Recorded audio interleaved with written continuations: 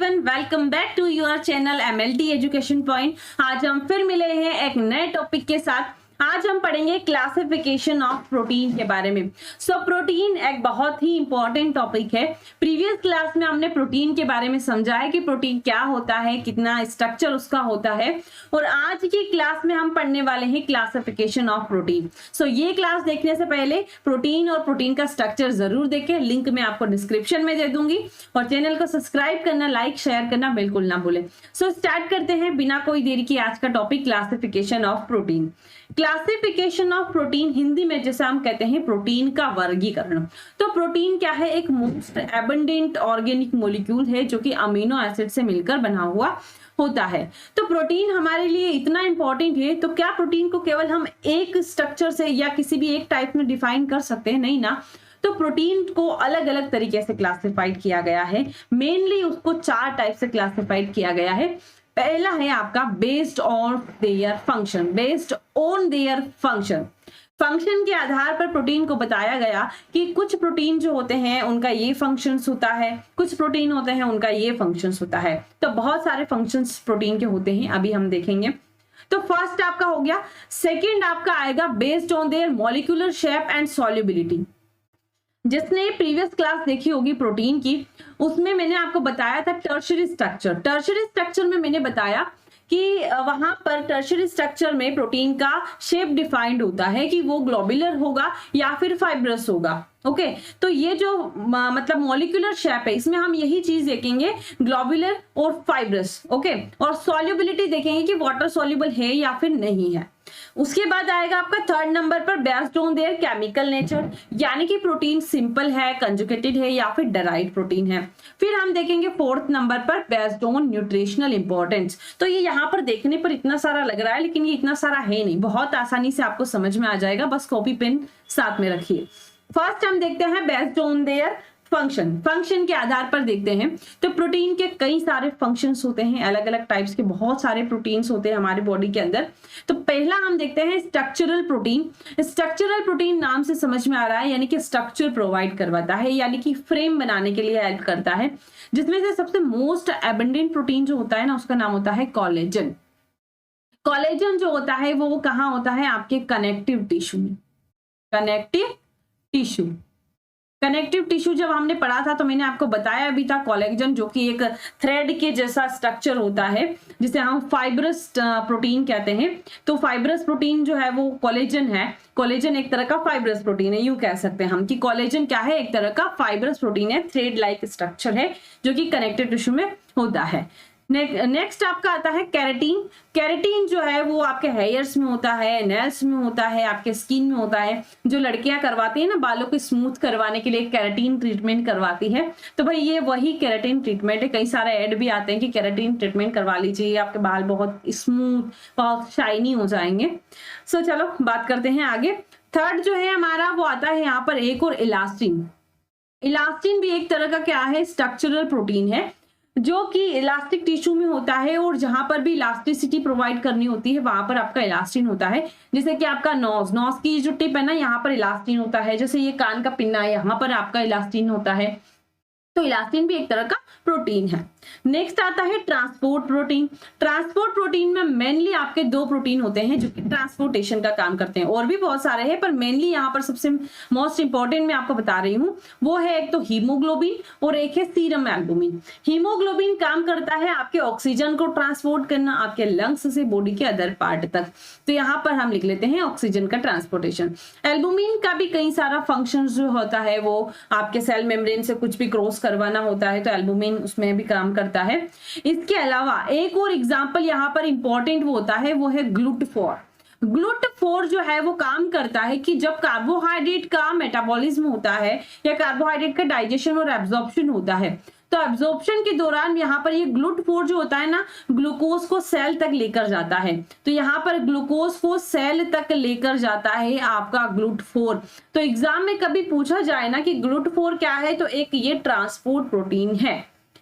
Third आता है आपका हार्मोनल प्रोटीन। हार्मोनल प्रोटीन में है एक है इंसुलिन और एक है ग्रोथ हार्मोन। जैसे इंसुलिन का एग्जांपल देखें तो इंसुलिन क्या है? पैनक्रियास के द्वारा सिक्रीट होता है आपके ग्लूकोज के यानी कि ग्लूकोज के मेटाबॉलिज्म को रेगुलेट करके रखता है। ठीक है, तो हार्मोनल प्रोटीन के अंदर हमने देखे इंसुलिन और ग्रोथ हार्मोन। फोर्थ में आ गया आपका कॉन्ट्रेक्टाइल प्रोटीन, कॉन्ट्रैक्शन यानी कि आपका जो मसल्स मूवमेंट है उसके लिए हेल्प करता है, वो है एक्टिन और एक है मायोसिन। तो ये जो एग्जाम्पल मैंने आपको बताए हैं, इन एग्जाम्पल को आप अच्छे से याद कर लीजिए, नोट कर लीजिए, एग्जाम में क्वेश्चन अक्सर यहीं से बनते हैं। फिफ्थ नंबर पर आया आपका एंजाइम और कैटालाइटिक प्रोटीन। देखो यहाँ पर एक इंपॉर्टेंट जो है वो क्वेश्चन बनता है एग्जाम में कि सभी एंजाइम जो है वो प्रोटीन होते हैं। कभी एग्जाम में आपको ऐसे कंफ्यूज किया जाए कि सभी एंजाइम प्रोटीन होते हैं या फिर सभी प्रोटीन एंजाइम होते हैं, तो सभी एंजाइम प्रोटीन होते हैं, सभी प्रोटीन एंजाइम नहीं होते हैं। सो एंजाइम जिसे हम कैटालाइटिक प्रोटीन भी कह सकते हैं। एग्जाम्पल में है आपका एक तो हेक्सोकाइनेस और एक है पेप्सिन, एक है ट्रिप्सिन भी होता है, और भी कई सारे एंजाइम्स हैं जो कि प्रोटीन होते हैं। हेक्सोकाइनेस में आपका जैसे कि हमने ग्लूकोज में पढ़ा था, ग्लूकोज में हमने देखा था ग्लूकोज का ब्रेकडाउन होता है तो वहां पर हेक्सोकाइनेस एक्ट करता है, तो वो भी क्या है, एक तरह का एंजाइम है। पेप्सिन, पेप्सिन का काम होता है आपके प्रोटीन का डाइजेशन करना। क्या काम होता है, प्रोटीन का डाइजेशन करना। जैसे कि ट्रिप्सिन है तो ट्रिप्सिन भी आपके प्रोटीन के डाइजेशन के लिए रिस्पॉन्सिबल होता है, जो कि क्या है, एंजाइम है। 6 नंबर पे आता है आपका स्टोरेज प्रोटीन। कुछ प्रोटीन जो है वो स्टोरेज का काम भी करते हैं, जैसे ओवा एल्बुमिन हो गया, ग्लूटेलिन हो गया। इन एग्जाम्पल को याद रख लो बस, काफी है। ओवा एल्बुमिन, ग्लूटेलिन हो गया। एक आपका जो मिल्क प्रोटीन होता है कैसीन, वो भी क्या है, स्टोरेज प्रोटीन है। जेनेटिक प्रोटीन, जेनेटिक प्रोटीन के अंदर आता है न्यूक्लियो प्रोटीन। इसमें आपको कुछ समझ में आ रहा है, न्यूक्लियो प्रोटीन मतलब कि न्यूक्लिक एसिड प्लस प्रोटीन से मिलकर बना हुआ न्यूक्लियो प्रोटीन। ये आगे हम कंजुगेटेड प्रोटीन पढ़ेंगे ना तो उसके अंदर आएगा, इसको आप समझे वहां पर अगले। उसके बाद आता है प्रोटेक्टिव प्रोटीन।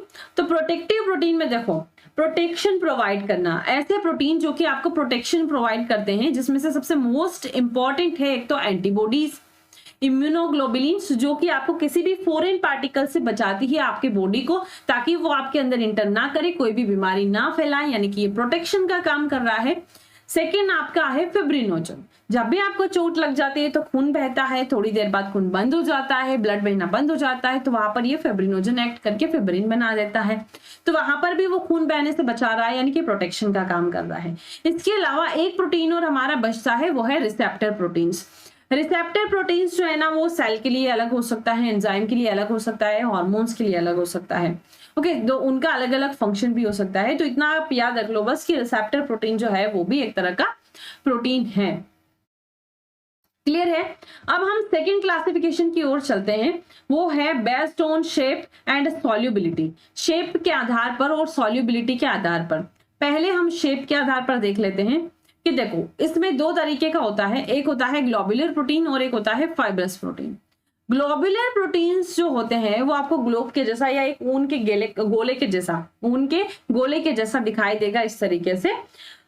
ये है ग्लोबुलर प्रोटीन जो कि आपका ओवल शेप का होता है। कैसा होता है, ओवल शेप का होता है। यहाँ पर शेप लिख लेते हैं हम, ओवल शेप का होता है। और इसका एग्जाम्पल अगर लिखें तो इसका एग्जाम्पल आपका आ जाएगा, बहुत सारे एग्जाम्पल ग्लोबुलर प्रोटीन के अंदर होते हैं, पर हम जो मेन है वो लिख लेते हैं, एक तो हीमोग्लोबिन और एक हो जाता है आपका एंजाइम जो कि ग्लोबुलर प्रोटीन के अंदर आता है। नेक्स्ट आपका फाइब्रस प्रोटीन। फाइब्रस प्रोटीन जो कि आपका है थ्रेड लाइक स्ट्रक्चर, यहां पर हम लिख लेते हैं लॉन्ग थ्रेड लाइक। कैसा दिखेगा आपको, ये लॉन्ग थ्रेड लाइक दिख रहा है ना यहां पर, लॉन्ग थ्रेड लाइक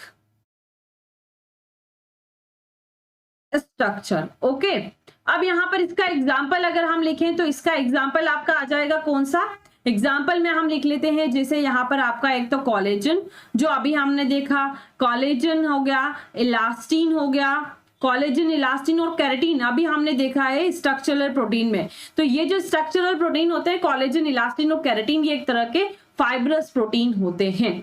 ये आपको शेप के आधार पर समझ में आ गया। सॉल्युबिलिटी के आधार पर अगर हम देखें तो ये जितने भी ग्लोबुलर प्रोटीन होते हैं एक्सेप्ट ग्लूटीन, इन ग्लूटीन के अलावा बाकी सारे ग्लोबुलर प्रोटीन्स जो होते हैं वो वाटर सोल्यूबल होते हैं। क्या होते हैं, वाटर सोल्यूबल होते हैं। बहुत ही इजी है, इसमें कोई ज्यादा समझने वाली बात नहीं है। और फाइब्रस प्रोटीन जो होते हैं ना, सभी वाटर इनसॉल्यूबल होते हैं। क्या होते हैं, वाटर इनसॉल्यूबल होते हैं। क्लियर है? बस इतना सा है। शेप के आधार पर दो होते हैं, ग्लोबुलर और फाइब्रस। ग्लोबुलर जो कि एक ऊन के गोले के जैसा आपको दिखाई देगा, फाइब्रस मतलब कि एक थ्रेड जैसा दिखाई देगा। इसमें एग्जाम्पल आपका कोलेजन, इलास्टिन, केराटिन है, और इसमें आपका हीमोग्लोबिन और एंजाइम, उसके अलावा भी बहुत सारे हैं, अभी मैं आपको बता दूंगी आगे। सेकंड भी हो गया हमारा।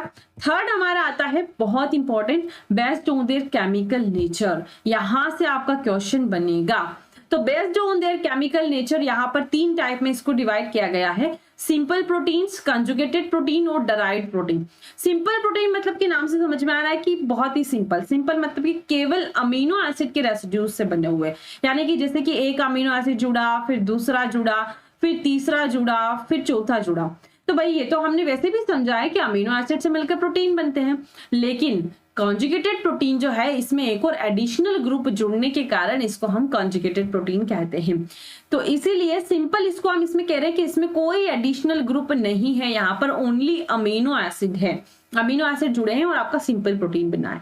कंजुगेटेड, देखो कंजुगेटेड नाम से समझ में आ रहा है कि कुछ ना कुछ यहाँ पर जोड़ा जा रहा है, यानी कि जोड़ना, किसी एडिशनल ग्रुप को प्रोटीन के साथ जोड़ा जा रहा है। उस एडिशनल ग्रुप को हम नॉन प्रोटीन या फिर प्रोस्थेटिक ग्रुप कहते हैं। प्रोटीन के अलावा कोई एडिशनल ग्रुप जोड़ा जा रहा है तो उसको हम कहेंगे conjugated protein. So this protein contain amino acid and non protein group prosthetic group, इसके अंदर प्रोस्थेटिक ग्रुप होगा। आगे आप इनके एग्जाम्पल देखना, बहुत ही अच्छे से आपको समझ में आ जाएगा। डराइव्ड प्रोटीन, देखो डराइव्ड प्रोटीन जो है ना वो आपका composed of simple and conjugated protein.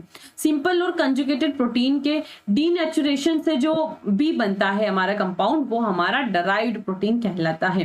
कैसे, अभी आप एग्जांपल देखोगे तो आपको समझ में आ जाएगा।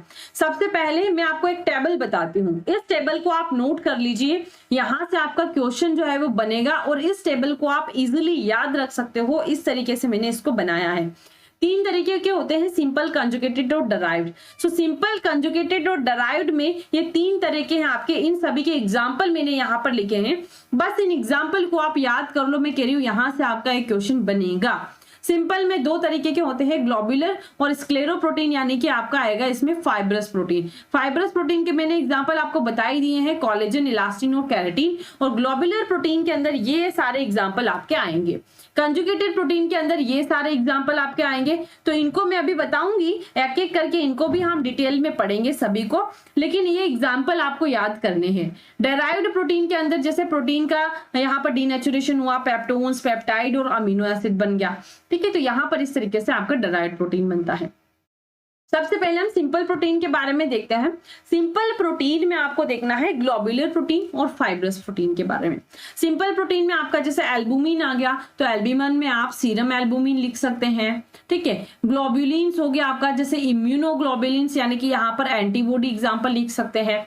ग्लूटेलिन्स है, तो ग्लूटेलिन्स में आप एग्जाम्पल मेनली तो वैसे ये प्लांट्स में होता है, तो आप यहाँ पर प्लांट्स भी लिख सकते हैं और ब्रैकेट में राइस लिख सकते हैं एग्जाम्पल के बेस पर। प्रोलेमाइंस है, तो प्रोलेमाइंस जैसे कि आपका वीट लिख सकते हैं यहाँ पर एग्जाम्पल। हिस्टोन जो है एक तरह का आपका जेनेटिक प्रोटीन है, क्या है, एक तरह का जेनेटिक प्रोटीन है। ग्लोबुलिन में आप एग्जाम्पल हीमोग्लोबिन लिख सकते हैं। प्रोटेमाइन, प्रोटेमाइन में आप लिख सकते हैं स्पर्म प्रोटीन, यानी कि स्पर्म के जो न्यूक्लियस होता है उसमें होता है, तो स्पर्म प्रोटीन लिख सकते हैं। लैक्टिन, लैक्टिन का काम होता है आपका प्रोटीन और सेल को जोड़ना, ठीक है, इन दोनों का कुछ इंटरेक्शन करवाना, सो लैक्टिन का काम होता है। स्क्लेरोप्रोटीन में 3 चीजें आते हैं, इनके एग्जाम्पल मैं आपको बता ही चुकी हूँ, इलास्टिन का और कोलेजन्स का और केराटिन्स का, ठीक है। अब हम मेन तो हमारा कंजुगेटेड प्रोटीन देखना है। सिंपल प्रोटीन में इतना कुछ ज्यादा नहीं है, एग्जाम्पल याद कर लोगे तो काफी है। कंजुगेटेड प्रोटीन में मेनली आपको देखना है, देखो यहाँ पर मैंने इस टेबल को इस तरीके से बनाया है कि आप इसको इजिली याद रख सको। नेम ऑफ प्रोटीन, कंजुगेटेड और एग्जाम्पल। नेम ऑफ प्रोटीन में जैसे कि एग्जाम्पल है हमारा न्यूक्लियो प्रोटीन, तो न्यूक्लियो प्रोटीन, कंजुगेटेड प्रोटीन का मतलब क्या है कि किसी भी प्रोटीन में किसी प्रोस्थेटिक ग्रुप यानी कि किसी एडिशनल ग्रुप को जोड़ दिया जाए तो हमारा कंजुगेटेड प्रोटीन बन जाएगा। अब यहाँ पर आपको दिख रहा है कि इसमें प्रोटीन के अलावा किसी एडिशनल ग्रुप को जोड़ा गया है। किसको जोड़ा गया है? न्यूक्लियो यानी कि न्यूक्लिक एसिड को जोड़ा गया है। तो न्यूक्लिक एसिड आपका यहाँ पर प्रोस्थेटिक ग्रुप हो जाएगा, प्लस हिस्टोन। हिस्टोन क्या है? आपका प्रोटीन है। तो न्यूक्लिक एसिड प्लस हिस्टोन को जोड़ा तो आपका न्यूक्लियो प्रोटीन बन गया। एग्जाम्पल जैसे कि क्रोमेटिन। क्रोमेटिन क्या है? एक जेनेटिक मटेरियल है।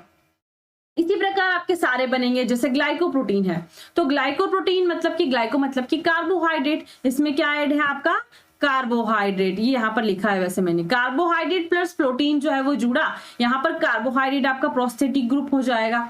जैसे कि antigen of blood group, blood group यानी कि रेड सेल के ऊपर जो एंटीजन होता है जिसको हम डिफाइन करके हमारा ब्लड ग्रुप बताते हैं, वो एंटीजन एक तरह का ग्लाइकोप्रोटीन है। ग्लोबुलिन्स ऑफ ब्लड, ब्लड में जो ग्लोबुलिन्स होता है, इम्यूनोग्लोबुलिन्स जो हम पढ़ते हैं, वो भी एक तरह के आपके ग्लाइकोप्रोटीन है। अब यहाँ पर एक चीज जो याद रखने की आती है वो है आपका कि अगर देखो कार्बोहाइड्रेट जो है ना, अगर आपका 4% से कम है, अगर आपका 4% से कम है, यहाँ पर लिखते हैं 4% से कम है, तो वो आपका क्या बनेगा, 4% से कम है तो वो आपका ग्लाइकोप्रोटीन बनेगा। और यदि कार्बोहाइड्रेट आपका 10% से ज्यादा है, यदि कार्बोहाइड्रेट आपका 10% से ज्यादा है, यहाँ पर ये सिंबल जो है कुछ इस तरीके का बनेगा, उल्टा बना दिया था मैंने, तो 10% से ज्यादा अगर आपका कार्बोहाइड्रेट है तो वो क्या बन जाएगा, म्यूकोप्रोटीन। क्या बन जाएगा, म्यूकोप्रोटीन, यानी कि म्यूकस प्लस प्रोटीन ऐड हो जाएगा। और एग्जांपल है इसका जैसे कि म्यूसिन इन सलाइवा, सलाइवा में जो म्यूसिन होता है वो एक तरह का क्या है, म्यूकोप्रोटीन है। क्लियर है, तो इस बात को आप याद रख ले। थर्ड आता है लिपोप्रोटीन, लिपोप्रोटीन मतलब कि लिपिड प्लस प्रोटीन। एग्जांपल है यहाँ पर एचडीएल, एलडीएल, वीएलडीएल, जो कि हमारे ब्लड में ट्रांसपोर्ट किए जाते हैं एज अ लिपोप्रोटीन। ओके, फॉस्फोप्रोटीन है तो फॉस्फेट प्लस प्रोटीन, जैसे कि एग्जांपल कैसीन ऑफ मिल्क। बस एग्जांपल को आप याद कर लो, इनको तो आप वैसे भी याद कर लोगे इनके नाम से। क्रोमोप्रोटीन, अब यहाँ पर आपको याद रखना है क्रोमोप्रोटीन, क्रोमो का मतलब यहाँ पर कलर, कलर मतलब कि कोई सा भी पिगमेंट, प्रोटीन के साथ में कोई पिगमेंट ऐड हो जाता है। एग्जांपल जैसे है हमारा हीमोग्लोबिन, हीमोग्लोबिन में जो हीम है, हीमोग्लोबिन में जो हीम है, हीम क्या है आपका आयरन कंटेनिंग पिगमेंट है। क्या है, आयरन कंटेनिंग पिगमेंट है हीम, इसलिए हीमोग्लोबिन जो क्या है एक क्रोमोप्रोटीन है। नेक्स्ट है आपका मेटेलोप्रोटीन, मेटेलोप्रोटीन मतलब कि इसमें कोई भी मेटल ऐड हो गया है। मेटल जैसे कि आपका कॉपर हो सकता है, जिंक हो सकता है, ठीक है। तो मेटल प्रोटीन, टायरोसिन एग्जांपल इसका कॉपर, कॉपर आप देख लीजिए, कॉपर क्या है, एक मेटल है, जैसे कि टायरोसिन, टायरोसिन में कॉपर होता है प्लस प्रोटीन, तो वो बन गया आपका मेटेलोप्रोटीन। क्लियर है, तो ये आपका कंजुगेटेड प्रोटीन भी हो गया। लास्ट बचता है आपका डराइव्ड प्रोटीन, जिसे हम व्युत्पन्न प्रोटीन कहते हैं। तो डराइव्ड प्रोटीन क्या है, दीज आर द डीनेचर्स और degraded product of simple and conjugated protein. यानी कि क्या है डराइव्ड प्रोटीन, एक सिंपल प्रोटीन और कंजुगेटेड प्रोटीन का एक डीनेचुरेशन है। यानी कि जब सिंपल प्रोटीन या कंजुगेटेड प्रोटीन का डीनेचुरेशन होता है by the action of heat, या तो ज्यादा गर्मी के कारण, ज्यादा गर्मी होती है ना हमारे अंदर, तो क्या होता है प्रोटीन का डीनेचुरेशन स्टार्ट हो जाता है, या फिर एंजाइम के कारण, या फिर केमिकल एजेंट के कारण, या तो एंजाइम के कारण उसका ब्रेकडाउन हो रहा है, या फिर किसी केमिकल एजेंट के कारण, तो क्या बनेगा डराइव्ड प्रोटीन। जैसे एग्जांपल प्रोटीन है तो प्रोटीन से प्रोटीन्स बना, प्रोटीन से प्रोटियोसिस बना, प्रोटियोसिस से पेप्टोन्स बना, और फिर अमीनो एसिड बना। तो ये हो गया आपका डराइव्ड प्रोटीन। तो बहुत सिंपल है, कितने इजी तरीके से हमने इतने क्लासिफिकेशन पढ़ लिए, आपको पता ही नहीं चला। अब लास्ट हमारा बचता है based on nutritional importance. Nutritional importance मतलब कि अमीनो एसिड के आधार पर, यानी कि कौन से अमीनो एसिड यानी कि जो असेंशियल अमीनो एसिड है, कौन से amino acid, essential amino acid, essential amino acid, essential amino acid कर लेते हैं इसको, जो असेंशियल, जो 10 असेंशियल अमीनो एसिड होते हैं उनके आधार पर इनको बताया गया है न्यूट्रिशनल बेस्ड पर। 3 तरीके के होते हैं, complete protein, partial incomplete protein और इनकम्प्लीट प्रोटीन। देखो कंप्लीट प्रोटीन जो होता है ना वो बच्चों के लिए जरूरी होते हैं, बच्चों की ग्रोथ के लिए जरूरी होते हैं। कंप्लीट प्रोटीन किसको कहेंगे हम, कि जिसमें जो 10 असेंशियल अमीनो एसिड होते हैं, जो 10 असेंशियल अमीनो एसिड होते हैं उसमें, उस प्रोटीन में वो पूरे के पूरे 10 असेंशियल अमीनो एसिड होते हैं, तो उसको हम कंप्लीट प्रोटीन कह देंगे। यानी कि उसमें से एक भी, कोई भी अमीनो एसिड मिस नहीं होगा, पूरे के पूरे 10 होंगे, तो उसको हम कंप्लीट प्रोटीन कह देंगे। एग्जांपल जैसे कि एग एल्बुमिन हो गया, और यहाँ पर इस तरीके से आएगा, यानी कि कैसिन, कैसिन क्या है, एक मिल्क प्रोटीन है जिसमें पूरे 10 असेंशियल अमीनो एसिड होते हैं, इसलिए उसको हम कंप्लीट प्रोटीन कहते हैं। पार्शियल इनकम्प्लीट मतलब कि लाइक 1 और मोर, मतलब कि 1 और मोर नहीं कहेंगे हम, यहाँ पर 1 या फिर ज्यादा से ज्यादा 2। अगर 1 या 2 अमीनो एसिड जो है वो कम है 10 में से, तो वो हमारा पार्शियली इनकम्प्लीट प्रोटीन बन जाएगा। जैसे कि व्हीट एंड राइस प्रोटीन, जिसमें कि लाइसिन जो है 10 अमीनो एसिड में से लाइसिन एब्सेंट होता है। इनकम्प्लीट प्रोटीन कैसे कहेंगे, आप खुद ही समझ गए होंगे वैसे, कि this protein completely lack of 1 और मोर एसेंशियल। यानी कि एक या दो नहीं, यहाँ पर कम से कम 3 या 4 या उससे ज्यादा भी अगर अमीनो एसिड अब्सटेंस है तो उसको हम इनकम्प्लीट प्रोटीन कहेंगे। एग्जाम्पल जैसे कि जिलेटिन हो गया, जिलेटिन में आपका ट्रिप्सिन और लाइसिन जो है वो अब्सेंट होता है, तो वो हमारी आधी अधूरी अमीनो एसिड उसमें हो गए, इसलिए उसको हम इनकम्प्लीट प्रोटीन कहेंगे। सो ये फाइनली हो गया हमारा classification of protein. I hope आपको आज की क्लास अच्छे से समझ में आई होगी। मिलते हैं अगली क्लास में, बने रहिए हमारे साथ। Thank you.